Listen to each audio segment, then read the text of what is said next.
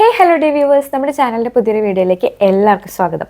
നമ്മളിന്ന് സംസാരിക്കാൻ പോകുന്നത് 30s ഞാൻ കുറച്ച് കാര്യങ്ങൾ ചേഞ്ച് ചെയ്തിട്ടുണ്ടായിരുന്നു. കറക്റ്റ് 30s എന്നൊന്നുമല്ല, എന്നാലും ഒരു 30കളിലേക്ക് എത്തിക്കൊണ്ടിരിക്കുന്ന സമയത്ത്, അതായത് ഒരു അറൗണ്ട് ഒരു 2-3 ഇയേഴ്സിൻ്റെ ഉള്ളിൽ കുറച്ച് കാര്യങ്ങൾ നമ്മൾ ബോധപൂർവം ചേഞ്ച് ചെയ്യാൻ ശ്രമിച്ചിട്ടുണ്ടായിരുന്നു. അത് എങ്ങനെയാണ് ആ പോയിന്റുകളിലേക്ക് എത്തിയതെന്ന് വെച്ച് കഴിഞ്ഞാൽ, നമ്മുടെ ഒരു 25 വയസ്സിന് ശേഷം ഉണ്ടായിട്ടുള്ള കുറച്ച് സംഭവങ്ങൾ, കുറച്ച് മിസ്റ്റേക്സ്, കുറച്ച് മെയിൻ ഇൻസിഡൻസ്, ഇതിനെല്ലാം ഒന്ന് കൺസിഡർ ചെയ്തിട്ട് കണ്ടുപിടിച്ച കുറച്ച് കാര്യങ്ങളും മാറി എന്നെനിക്ക് ഉറപ്പുള്ള ഒരു 4 പോയിന്റിനെ പറ്റിയാണ് നമ്മളിന്ന് സംസാരിക്കാൻ പോകുന്നത്. അപ്പോൾ വീഡിയോ തുടങ്ങുന്നതിന് മുൻപ് നമ്മുടെ ചാനൽ ആരെങ്കിലും ആദ്യമായിട്ടാണ് കാണുന്നതെങ്കിൽ ജസ്റ്റ് നമ്മുടെ ചാനൽ എടുത്ത് നോക്കിയിട്ട് കുറേ വീഡിയോസ് അതിൽ കിടക്കുന്നുണ്ട്. അത് നിങ്ങൾക്ക് ഇഷ്ടപ്പെടുവാണെങ്കിൽ, അത് കണക്ട് ചെയ്യാൻ പറ്റുന്നുണ്ടെങ്കിൽ നമ്മുടെ ചാനൽ ഒന്ന് സബ്സ്ക്രൈബ് ചെയ്യാം. വീഡിയോ തുടങ്ങുന്നതിന് മുൻപ് ലൈക്ക് ചെയ്യണം എന്ന് ഞാൻ പറയുന്നില്ല, പക്ഷേ വീഡിയോ മുഴുവൻ കണ്ടിട്ട് നിങ്ങൾക്ക് ഇഷ്ടപ്പെടുവാണെങ്കിൽ ജസ്റ്റ് ഒന്ന് ലൈക്ക് ചെയ്യുക. പിന്നെ എന്തെങ്കിലും നിങ്ങൾക്ക് ചോദിക്കാനും പറയാനും എന്തെങ്കിലും സജഷൻസും ബാക്കി കാര്യങ്ങളൊക്കെ ഉണ്ടെങ്കിൽ കമൻറ്റ് ചെയ്യാം. അപ്പോൾ നമുക്ക് വീഡിയോയിലേക്ക് കിടക്കാം. ഏറ്റവും ആദ്യത്തെ പോയിന്റ് എന്ന് പറയുന്നതാണ് ലേൺ ടു റിയാക്ട് ലെസ് എന്ന് പറയുന്നത്. അതായത് എനിക്ക് ഈ അൺവാണ്ടഡ് ആയിട്ടുള്ള കാര്യങ്ങളിൽ പോയി തലയിടാനും, അന്യൻ്റെ കാര്യങ്ങളിൽ റിയാക്ട് ചെയ്യാനും, പിന്നെ നമ്മുടെ കണ്ണിൻ്റെ മുൻപിൽ കാണുന്ന അന്യായങ്ങൾക്കൊക്കെ പ്രതികരിക്കാനും ഒക്കെയുള്ളൊരു ത്വര വളരെ അധികമായിരുന്നു. അതിൻ്റെ ഒരു ഓവറോൾ ഔട്ട്കം എന്തായിരുന്നു എന്ന് വെച്ച് കഴിഞ്ഞാൽ, ഞാൻ ആർക്ക് വേണ്ടിയാണോ പോയി തല്ലുകൂടിയത് അവരും, ഞാൻ ആരോടാണോ പോയി തല്ലുകൂടിയത് ഇവരും ഒറ്റക്കെട്ടാവും. കുറച്ച് നാൾ കഴിയുമ്പോൾ നമ്മൾ പോയി ചോദിച്ച ആൾക്കാർ ഔട്ടാകും. അങ്ങനെ കുറേ അധികം ഇൻസിഡൻസ് ഉണ്ടായി. അതുപോലെ തന്നെ ഇപ്പോൾ ഈ യൂട്യൂബിലാണെങ്കിലും ഫേസ്ബുക്കിലാണെങ്കിലും ആരെങ്കിലും വന്ന് എന്തെങ്കിലുമൊക്കെ പറയുന്ന സമയത്ത് എനിക്ക് വല്ലാണ്ട് ചോര തിളയ്ക്കും. ഞാൻ പോയി അതിൻ്റെ കമൻറ്റ് സെക്ഷനിൽ പോയിട്ട് എന്തെങ്കിലുമൊക്കെ പറയും. അങ്ങനെയൊക്കെ ആയിരുന്നു കേട്ടോ. എന്നുവെച്ചാൽ എല്ലാമില്ല, എന്നാലും വല്ലാണ്ട് മോശം പറയുന്ന, അല്ലെങ്കിൽ വല്ലാണ്ട് ഒരാൾ വ്യക്തിഹത്യ ചെയ്യുന്ന സമയത്തും ഒക്കെ എനിക്കിങ്ങനെ പ്രതികരിക്കാനൊക്കെ തോന്നുമായിരുന്നു. ഇതിൻ്റെയൊക്കെ ഔട്ട്കം എന്തായിരുന്നു എന്ന് വെച്ച് കഴിഞ്ഞാൽ, എൻഡ് ഓഫ് ദി ഡേ അല്ലെങ്കിൽ കുറച്ച് നാളിന് ശേഷം നമുക്ക് തന്നെ നേരെ തിരിയുകയും നമ്മൾ പിന്നെ അതിൽ വിഷമിച്ചിരിക്കുകയും വരുന്ന സിറ്റുവേഷൻസ് വരും. ഇതേപോലെ തന്നെ എൻ്റെ വ്യക്തി ജീവിതത്തിലും സംഭവിച്ചിട്ടുണ്ട്. ജീവിതത്തിൽ വളരെ അടുത്ത് നിൽക്കുന്ന ആളുകൾക്ക് വേണ്ടിയിട്ടൊക്കെ ഓരോ കാര്യങ്ങൾ പോയി വേറൊരാളുടെ അടുത്ത് സംസാരിച്ചിട്ടും അവരുടെ പ്രശ്നങ്ങൾ നമ്മുടേതായി കണ്ട് സോൾവ് ചെയ്യാൻ ശ്രമിച്ചിട്ടൊക്കെ ഇഷ്ടം പോലെ പണി കിട്ടിയിട്ടുണ്ട്. അപ്പം ഇത് തന്നെയാണ് ഞാൻ മെയിനായിട്ട് ചേഞ്ച് ചെയ്യണമെന്ന് വളരെയധികം നാളായിട്ട് വിചാരിച്ചിരുന്ന ഒരു കാര്യം. നമ്മുടെ വിചാരം എന്താണെന്ന് വെച്ച് കഴിഞ്ഞാൽ, അവർ നമ്മുടെ കൂടെ നിൽക്കും, നമുക്ക് എന്തെങ്കിലും ആവശ്യം വരുമ്പോൾ അവരും കൂടെ ഉണ്ടാവും എന്നുള്ള തോന്നലൊക്കെ കൊണ്ട് ആയിരുന്നു. ഇതൊന്നും പോരാഞ്ഞിട്ട് എനിക്കൊരു ചിന്ത ഉണ്ടായിരുന്നു, നമ്മളെ അടുത്ത് നിൽക്കുന്ന ആളുകൾക്ക് എന്തെങ്കിലും ഒരു പ്രശ്നം വരുമ്പോൾ നമ്മളത് സോൾവ് ചെയ്ത് കൊടുക്കണം എന്നൊക്കെ. ഒരു കാര്യമില്ല എന്നുള്ളതാണ്. ഇതിൻ്റെയൊക്കെ ഔട്ട്കം എന്താണെന്ന് വെച്ച് കഴിഞ്ഞാൽ, നമ്മൾ വിഷമിച്ചിരിക്കുക എന്നുള്ളത്. അപ്പോൾ ഇങ്ങനത്തെ ഒരു 6-7 കാര്യങ്ങൾ എൻ്റെ ലൈഫിൽ ഉണ്ടായിട്ടുണ്ട് കേട്ടോ. വെയിലിൽ കിടക്കുന്ന പാമ്പിൻ്റെ അടുത്ത് തലയിൽ കയറ്റി വെക്കുക എന്നൊക്കെ പറയും. അതായത് നമുക്ക് തന്നെ പ്രശ്നം വരുന്ന രീതിയിൽ. പ്രത്യേകിച്ച് 2024 എനിക്കൊരു മെയിനായിട്ട് 2 ഇൻസിഡൻസ് ഉണ്ടായി. ഇത് 2 പേരെ ഒരാവശ്യമില്ലാതെ ഞാൻ കയറി അവരുടെ കാര്യത്തിൽ ഇടപെട്ട് അവരെ ഹെൽപ്പ് ചെയ്ത് എൻ്റെ തന്നെ സമാധാനവും എൻ്റെ തന്നെ ഒരു 5-6 ദിവസത്തെ ഉറക്കവും എൻ്റെ ഒരു പീസ്ഫുൾ ആയിട്ടുള്ള ജീവിതത്തിനെ തന്നെ വളരെയധികം ബാധിച്ച ഒരു 2 പ്രധാന സംഭവങ്ങൾ. സത്യം പറഞ്ഞാൽ അതിനുശേഷം തന്നെയാണ് കേട്ടോ ഞാൻ ഈ ഒരു ഡിസിഷൻ എടുത്തത്. അനാവശ്യമായിട്ട് ഒരാളുടെ വ്യക്തി ജീവിതത്തിലും ഒരാളുടെ വെൽബീയിങ്ങിനും ഞാൻ ഇടപെടില്ല എന്നുള്ള കാര്യം. 10-25 വയസ്സിന് താഴെയുള്ള ആരെങ്കിലും ഇത് കേൾക്കുകയാണെങ്കിൽ നിങ്ങൾക്കിത് സെൽഫിഷ് ആയിട്ട് തോന്നിയേക്കാം. സെൽഫിഷ് ആവുന്നതിൽ തെറ്റില്ല എന്ന് തന്നെയാണ് പറയാനുള്ളത്. നമുക്കൊരു ജീവിതമുണ്ട്, നമുക്കൊരു സർക്കിളുണ്ട്, നമുക്കൊരു കുടുംബമുണ്ട്, നമ്മളുടേതായിട്ടുള്ള കാര്യമുണ്ട്. അതിൽ നിൽക്കുക. അത്രയും ക്ലോസ് ആയിട്ടുള്ള ആളുകൾക്ക്, നമുക്ക് അത്രയും അടുത്തറിയുന്ന ആളുകൾക്ക് നമ്മൾ ഒരിക്കലും തിരിഞ്ഞു കൊത്തില്ല എന്ന് ഉറപ്പുള്ള ആളുകളുടെ കാര്യത്തിൽ ഇടപെടാം. അവർക്ക് എന്ത് വേണമെങ്കിലും ചെയ്തു കൊടുക്കാം, എന്തൊരു സഹായത്തിനും അവരെ കൂടെ നിൽക്കാം എന്നുള്ളതാണ് 30കളിൽ ഞാൻ പഠിച്ച ഏറ്റവും വിലപ്പെട്ട പാഠം എന്ന് പറയുന്നത്. ഈ പാഠത്തിനെ പറ്റി നിങ്ങൾക്ക് എന്തെങ്കിലും അനുഭവം നിങ്ങളുടെ ജീവിതത്തിൽ ഉണ്ടെങ്കിൽ നിങ്ങൾ കമൻറ്റ് ചെയ്യണം കേട്ടോ. രണ്ടാമത്തെ, ഞാൻ പഠിച്ച എന്ന് ഞാൻ പറയുന്നില്ല, എൻ്റെ മൈൻഡിൽ ഞാൻ എപ്പോഴും എന്ത് കാര്യം ചെയ്യുമ്പോഴും ഒരു മറക്കാതെ ഞാൻ എൻ്റെ ഉള്ളിൽ കൊണ്ട് നടക്കുന്ന ഒരു പോയിൻ്റാണ് do your best and trust the process എന്ന് പറയുന്നത്. നമ്മൾ എന്തൊരു കാര്യം ചെയ്യുകയാണെങ്കിലും നമ്മുടെ ഏറ്റവും ബെസ്റ്റ് ചെയ്യാൻ ശ്രമിക്കുക. അത് ഈ ഒരു കാര്യം എന്നൊക്കെ പറഞ്ഞു കഴിയുമ്പോൾ ഞാൻ ഒരു 4-5 കൊല്ലമായിട്ടേ ഉള്ളൂ ഇങ്ങനെ പ്രാക്ടീസ് ചെയ്ത് തുടങ്ങിയിട്ട് കേട്ടോ. അല്ലെങ്കിൽ ഞാൻ എന്താ ചെയ്യാന്ന് വെച്ച് കഴിഞ്ഞാൽ, ഇലയ്ക്കും മുള്ളിനും കേടില്ലാതെ എന്തൊരു കാര്യം ചെയ്ത് അവസാനിപ്പിക്കും എന്നുള്ളതാണ്. എങ്ങനെയെങ്കിലൊക്കെ അങ്ങ് നടന്നു പോകണം, അങ്ങനെയുള്ളൊരു മൈൻഡൊക്കെ ആയിരുന്നു. പക്ഷേ പിന്നെ ഞാൻ വിചാരിച്ചു, നമ്മൾ എന്തൊരു കാര്യം ചെയ്യുകയാണെങ്കിലും അതിനിപ്പോൾ പേഴ്സണൽ ആയിക്കോട്ടെ, പ്രൊഫഷണൽ ആയിക്കോട്ടെ, ഇപ്പോൾ യൂട്യൂബിൻ്റെ കാര്യത്തിലായിക്കോട്ടെ, നമ്മൾ നമ്മുടെ ബെസ്റ്റ് ചെയ്യുക. എന്നെക്കൊണ്ട് ചെയ്യാൻ പറ്റുന്നതിൻ്റെ ഏറ്റവും ബെസ്റ്റ് ഞാൻ ചെയ്യുക. ആൻഡ് ആ പ്രോസസ്സ് എന്ന് പറയുന്നത്, അല്ലെങ്കിൽ അതിൻ്റെ ഒരു റിസൾട്ട് എന്ന് പറയുന്നതിൽ ട്രസ്റ്റ് ചെയ്യുക എന്നുള്ളതാണ്. ശരിക്കും ഇതെൻ്റെ ജീവിതത്തിൽ വരുത്തിയ മാറ്റം എന്ന് പറയുന്നത് അത്രയും ഞാൻ സമാധാനത്തോടു കൂടി അല്ലെങ്കിൽ വല്ലാതെ ഓവർ തിങ്ക് ചെയ്യാത്ത ഒരു ലെവലിലേക്ക് ഞാൻ എത്തി എന്നുള്ളതാണ്. ഇത് ഞാൻ വെറുതെ ഒരു മോട്ടിവേഷന് വേണ്ടിയിട്ടോ അല്ലെങ്കിൽ ബ്ലാ ബ്ലാ ബ്ലാ പറയുമെന്നല്ല കേട്ടോ. എനിക്ക് ശരിക്കും പ്രാക്ടീസ് ചെയ്തിട്ട് അത്രയധികം അനുഭവമുള്ള ഒരു കാര്യമാണ്. കാരണം മുന്നേയൊക്കെ എങ്ങനെയാണെന്ന് വെച്ച് കഴിഞ്ഞാൽ എനിക്ക് സ്വയം ഒരു തോന്നലുണ്ടായിരുന്നു, ഞാൻ ഇത്രയും ചെയ്തിട്ട് എനിക്കൊന്നും കിട്ടണില്ല, എൻ്റെ പോലെ അത്ര പോലും വർക്ക് ചെയ്യാത്ത ആളുകൾക്ക് ഭയങ്കര റിസൾട്ട് വരുന്നു, അല്ലെങ്കിൽ അവരെ ഭയങ്കരമായിട്ട് പരിഗണിക്കുന്നു, എനിക്ക് എപ്പോഴും ജീവിതത്തിൽ താഴ്ചകൾ മാത്രം ഉണ്ടാവുന്നു, അല്ലെങ്കിൽ ഞാൻ ചെയ്യുന്ന അത്രയും എനിക്കതിൻ്റെ വർത്ത് ആവുന്നില്ല, എനിക്കതിൻ്റെ റിസൾട്ട് കിട്ടുന്നില്ല എന്നുള്ളതൊക്കെ എപ്പോഴും ഞാൻ ചിന്തിച്ചേരുന്ന കാര്യമായിരുന്നു.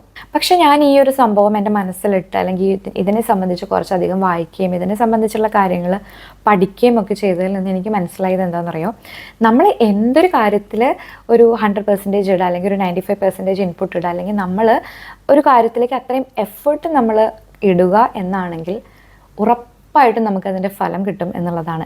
ഈ ഗ്രോത്ത് എന്ന് പറയുന്നത് സ്ലോ ആയിരിക്കും. ഇന്നൊരു തൈ വെച്ച് നാളെ രാവിലെ അതൊന്നും ഫ്രൂട്ട് ഉണ്ടാവില്ല. അതിനൊരു പ്രോസസ്സുണ്ട്, ആ ഒരു വേ ഉണ്ട്. അത് കടന്ന് കിട്ടി നമ്മൾ ചെല്ലുന്നത് ഒരു ഹെവനിലേക്കായിരിക്കും, അല്ലെങ്കിൽ അത്രയും സന്തോഷമുള്ള ഒരു റിസൾട്ടിലേക്കായിരിക്കും. ബൈബിളിലൊരു കോട്ടുണ്ട് കേട്ടോ, സ്വർഗത്തിലേക്കുള്ള വഴി ഞെരുക്കമുള്ളതും വാതിലിടുങ്ങിയതും കല്ലുമുള്ള നിറഞ്ഞതായിരിക്കുന്നു. കറക്റ്റാണ് അത് ഈ കാര്യത്തിൽ. കാരണം നമ്മൾ പലപ്പോഴും വിചാരിക്കുന്നത് ഇപ്പം ചെയ്തത് ഇപ്പം തന്നെ കിട്ടണം എന്നുള്ളതാണ്. പക്ഷെ അങ്ങനെയല്ല, നമ്മൾ ആ പ്രോസസ്സിലാണ് ട്രസ്റ്റ് ചെയ്യേണ്ടത്. സമയമെടുക്കും. ഓരോ കാര്യമാണെങ്കിലും പ്രോസസ്സ് ചെയ്ത് വരാൻ സമയമെടുക്കും. വൈനൊക്കെ ഇടുന്നത് കണ്ടിട്ടില്ലേ? ഒരു വൈൻ അതിൻ്റെ സകല കൂട്ടുകളും സകല നുറുങ്ങ് വിദ്യകളും ഒക്കെ ചേർത്ത് നമ്മൾ അത്രയും പ്രഷ്യസായി അടച്ചു വെക്കുന്ന വൈൻ പിറ്റേ ദിവസം രാവിലെ എടുത്താൽ ടേസ്റ്റ് ഉണ്ടാവുമോ? അല്ലെങ്കിൽ ഞാൻ ഇന്ന് പ്രിപ്പയർ ചെയ്ത വൈൻ നാളെ എനിക്ക് എടുക്കാൻ പറ്റുമോ? ഇല്ല. ഒരു വൈൻ ഉണ്ടാക്കുന്നതിന് കുറേ വർഷങ്ങളുടെയും മാസങ്ങളുടെയും കണക്കുകളുണ്ട്.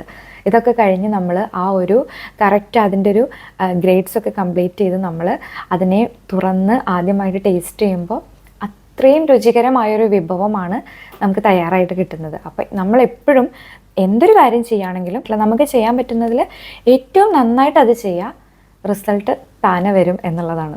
മൂന്നാമത്തെ ഒരു കാര്യം, ഞാൻ ഈ പറയുന്ന പോലെ തന്നെ വളരെ അധികം കഷ്ടപ്പെട്ട് എൻ്റെ മൈൻഡിനെ പഠിപ്പിച്ച് ഞാൻ പ്രാക്ടീസ് ചെയ്ത് പോകുന്ന ഒരു കാര്യമാണ് control yourself not others എന്നുള്ളത്. എനിക്ക് പണ്ടെന്നല്ല ഒരു 3-4 കൊല്ലം മുന്നേ വരെയൊക്കെ സ്ഥിരമായിട്ടുണ്ടായിരുന്ന ഒരു പരിപാടിയായിരുന്നു തിരുത്തുക എന്നുള്ളത് ആളുകളെ. എന്ന് വെച്ചാൽ ഓടി നടന്ന് തിരുത്തുക എന്ന് ഞാൻ പറയണില്ല, പക്ഷേ എൻ്റെ വളരെ അടുത്ത് നിൽക്കുന്ന, എനിക്ക് തുറന്ന് പറയാൻ സ്വാതന്ത്ര്യമുള്ള, അല്ലെങ്കിൽ ഞാൻ ഡെയിലി കാണുന്ന ആളുകളെ അവരെന്തെങ്കിലും മിസ്റ്റേക്ക് ചെയ്യുകയാണെങ്കിൽ അത് പ്രത്യക്ഷത്തിൽ മിസ്റ്റേക്ക് ആണെന്ന് ലോകത്തിന് മുഴുവൻ അറിയുന്ന കാര്യം അവർക്ക് മാത്രം അജ്ഞരായിട്ട് അവരത് ചെയ്തു പോവുകയാണെങ്കിൽ ഞാനത് കറക്റ്റ് ചെയ്യുമായിരുന്നു കേട്ടോ. ഇങ്ങനെയല്ല, ഇങ്ങനെയാണ്, ഇതാണ്, അതാണ്, അങ്ങനെ ചെയ്യാൻ പാടില്ല എന്നൊക്കെ പറഞ്ഞ് വളരെ പൊളൈറ്റായിട്ടൊക്കെ കറക്റ്റ് ചെയ്യുമായിരുന്നു. പക്ഷെ കുറേ നാൾ കഴിഞ്ഞപ്പോഴാണ് എനിക്കത് തിരിച്ചറിഞ്ഞത്. ഒരു 4 പേര് നിൽക്കുകയാണെങ്കിൽ ആ 3 പേർക്കും കാണാൻ പറ്റാത്തൊരു കാര്യം ഞാൻ കാണുന്നില്ല.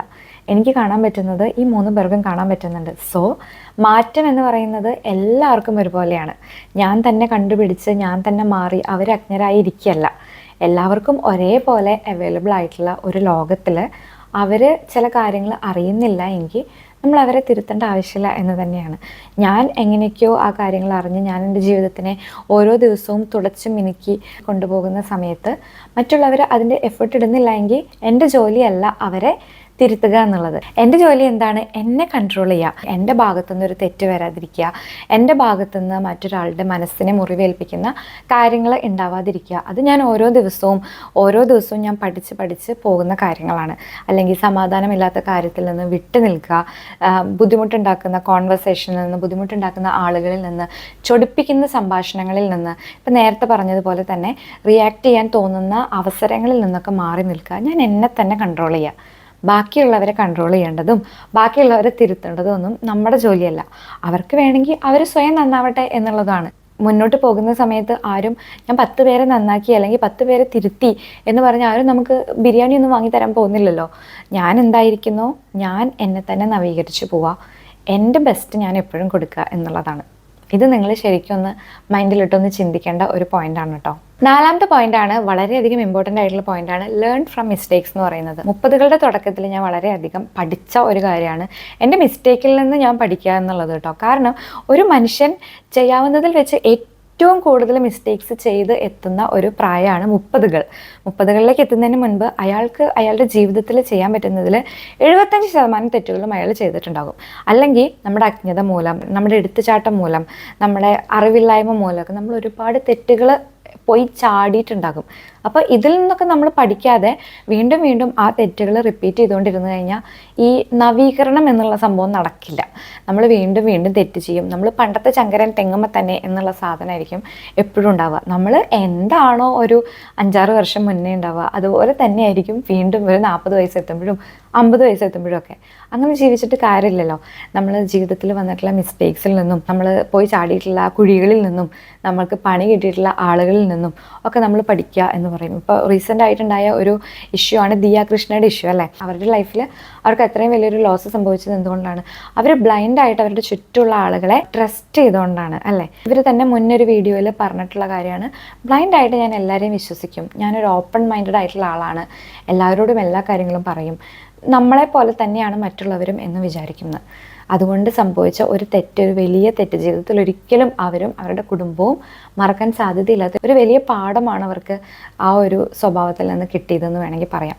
അതിൽ നിന്ന് നമ്മൾ എന്താണ് പഠിക്കുന്നത് എന്താണെന്ന് വെച്ച് കഴിഞ്ഞാൽ, ഒരാളെയും നമ്മുടെ ചുറ്റും നിൽക്കുന്ന നമ്മുടെ അത്രയും ഇൻറ്റിമേറ്റ് ആയിട്ടുള്ള റിലേറ്റീവ്സിനെ അത്രയും സ്ട്രോങ് ആയിട്ട് നമ്മുടെ തൊട്ടടുത്ത് നിൽക്കുന്ന ശ്വാസത്തിനെ പോലും മനസ്സിലാവുന്ന ആളുകളെ അല്ലാതെ ഒരാളെപ്പോലും നമ്മൾ ബ്ലൈൻഡായിട്ട് വിശ്വസിക്കരുത്. എല്ലാവരോടും ഓപ്പണായിട്ട് കാര്യങ്ങൾ സംസാരിക്കരുത്. നമ്മുടെ പ്ലാൻസിന് സംസാരിക്കരുത്.